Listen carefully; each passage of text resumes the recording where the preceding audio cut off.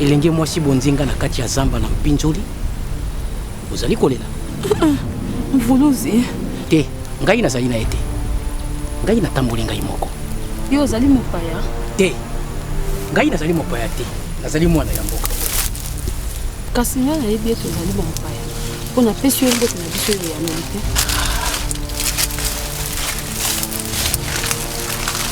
Wala yo koki kolimisa ngai. Nzambi ya solo na moni ete mwasi moko ya bwanya azali pene na ngai.